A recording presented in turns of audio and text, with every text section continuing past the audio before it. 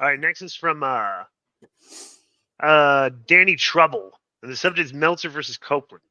Lately, it honestly feels like Meltzer can't wait to take shots at Edge's run in AEW. Even when AEW recently had a bump in ticket sales, Meltzer gave credit to Sin Cara, of all people. By the way, Joe, I want you to pull that up. Go to Brandon Thurston. Go to his Twitter timeline, and he has a day-by-day ticket count thing from when Mystico got announced for that show. All right, Okay. I want you to pull that up because there's something very interesting. Because I want to make a point. I think Dave's ridiculous in thinking that Mystico had some bump here, right? So Danny Trouble, Meltzer versus Copeland. Lately, it feels like Meltzer can't wait to take shots at Edge's run in AEW. Even when AEW recently had a bump in ticket sales, Meltzer gave credit to Sin Cara, of all people.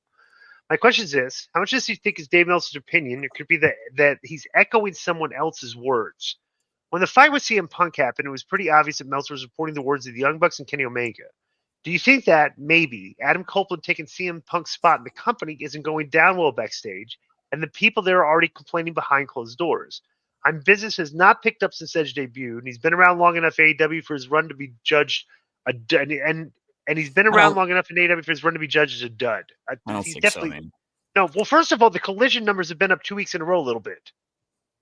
Collision, right, has been up, and then AEW Dynamite did 900 last week. All right, so you can't.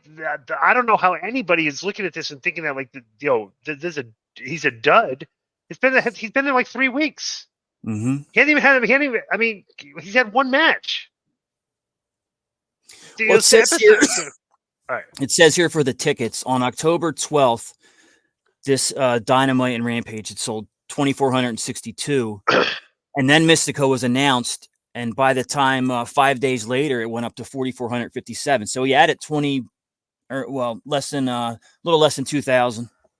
Yeah, but I also had heard, and you can verify this, Joe, that I don't know what date exactly it was. They started selling tickets 2 for 1. I did hear that. Yeah. Mm-hmm. Yes, that's why it's okay. Well, it says, and here's the thing. Well, not only that, why did it correlate in ticket sales and not ratings? Because the ratings went down. Right. Well, here's the thing. In the +2, you got to look at that number. Joe, go back to that chart. Okay. Well, what's the wording here? Estimated tickets distributed. And you're talking about 2 for 1, so it's like, okay, so it's, whatever. But I'm just saying, bro, like you're gonna have. Can you look it up, Joe, to see what day? Yeah. That's basic. That's pretty basic for every show. There's a late run of ticket sales. Right. That's you do that for most shows, you'll have your late run. It'll be gradual, like whether up like 300, 400 tickets a day for a week or so, and then all of a sudden it gets near the end, and you announce you and +2. When did they announce Mystical? Was it on one of their shows? I think it was on social media. All right, maybe I don't know, whatever. But what was that thing you were showing before, Joe? This was since the buy one get one, which was I think 5 days before, is what they're saying.